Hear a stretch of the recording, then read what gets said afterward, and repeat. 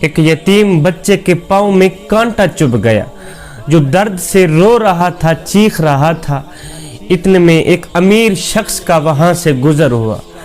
اس امیر شخص نے دیکھا کہ بچے کے پاؤں میں کانٹا چبھا ہوا ہے جو درد سے رو رہا ہے، چیخ رہا ہے، تو اس امیر شخص کو بڑا ہی ترس آیا۔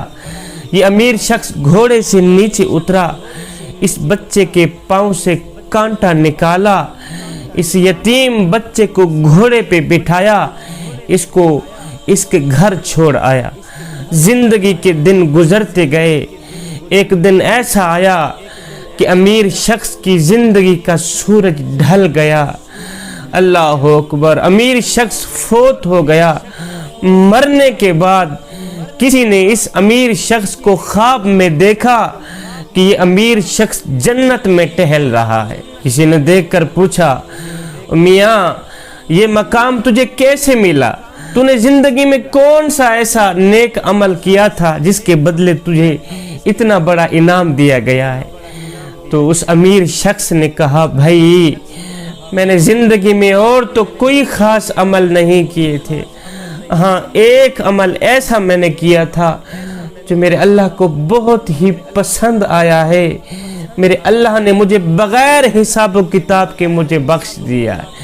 کہا کون سا ایسا عمل تھا؟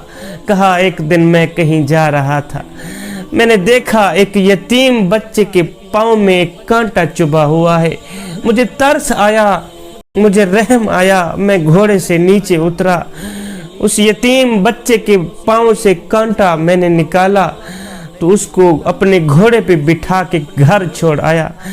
اس یتیم بچے کی بس تھوڑی سی میں نے یہی مدد کی، یہی عمل میرے اللہ کو اتنا پسند آیا، اتنا پسند آیا۔ اور کتنا سخی ہے میرا کریم رب جو ایک سوکھے کانٹے کے بدلے اتنی بڑی جنت عطا کر دیتا ہے۔ میں جس مالک کا بندہ ہوں وہ مالک کتنا کریم ہے، کتنا رحیم ہے، وہ کتنا بڑا سخی ہے جو چھوٹے سے سوکھے کانٹے کے بدلے اتنی بڑی جنت عطا کر دیتا۔ بس یہی عمل میرے اللہ کو پسند آیا کہ میں نے یتیم کی تھوڑی سی مدد کی تھی۔ اللہ اکبر! صاحب تو جب کسی پہ رحم کرے گا تو تیرے اوپر بھی رحم کیا جائے گا، تو جب کسی پہ احسان کرے گا تو تیرے اوپر بھی احسان کیا جائے گا۔ مسافر کو دروازے سے محروم نہ لوٹا تاکہ خدا کبھی بھی تجھے مسافر بنا کر در بدر نہ پھرائے۔ مسکینوں کو وہی نوازتا ہے جس کو ڈر ہو کہ کہیں میں بھی مسکین نہ بنا دیا جاؤں۔ اگر اللہ نے تجھے سوالی نہیں بنایا تو اسی شکرانے میں تو سوالیوں کو نوازتا رہے، اسی شکرانے میں تو سوالیوں کی مدد کرتا رہے۔ میں غریبوں کی مدد کرتا ہوں اس لیے کہ غریب ہونے میں وقت نہیں لگتا۔ میں یتیموں کے سروں پر شفقت بھرا ہاتھ رکھتا ہوں اس لیے کہ جب میں مر جاؤں تو کوئی میری اولاد کے سر پر بھی شفقت بھرا ہاتھ رکھے، چھوٹی سی چھوٹی نیکی کو بھی ضائع نہ کرے۔ ہو سکتا ہے یہی نیکی قیامت کے دن تیری بخشش کا ذریعہ بن جائے۔ ہو سکتا ہے یہی چھوٹا سا عمل جس کو تو چھوٹا سا سمجھ کے تو کرتا ہی نہیں، چھوٹا سا سمجھ کے ضائع کر دیتا ہے، ہو سکتا ہے یہی چھوٹا سا تیرا کیا عمل اللہ کو پسند آئے اور اللہ تعالیٰ قیامت کے دن تجھے بغیر حساب و کتاب کے جنت عطا کر دے۔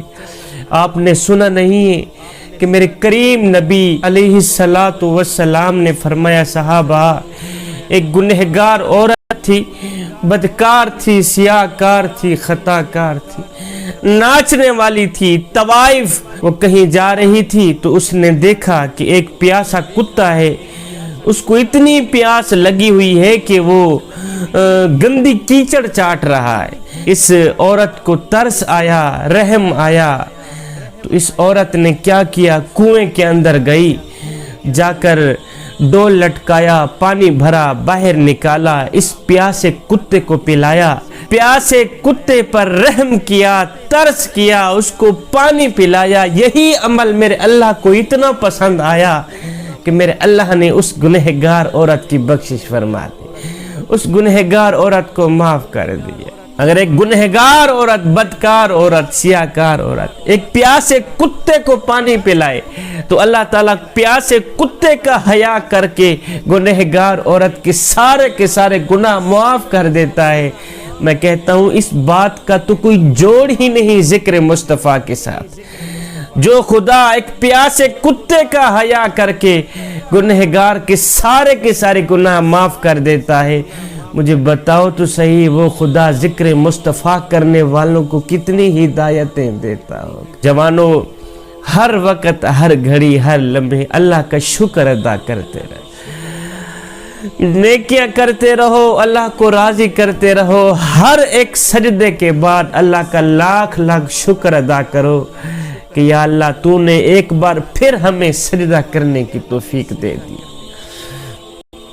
वो मैंने पहले भी सुनाया था, एक बुजुर्ग था, उसकी आंखों का ऑपरेशन हुआ तो डॉक्टर ने कुछ दिनों के लिए सजदा करने से रोका।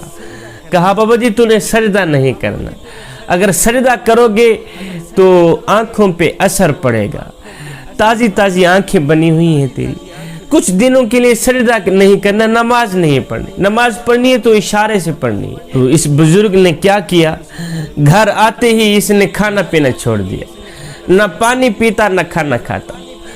2 दिन गुजर गए, तीसरे दिन घर वाले बोल ही पड़े, बाबा जी और डॉक्टर ने तो आपको सजदा करने से रोका था और खाना खाने से तो नहीं रोका था। है बुजुर्ग रो कर कहता है, बेटे जिस मालिक को सजदा ना कर सकूं उसका रिज़्क खाते हुए मुझे शर्म आती है।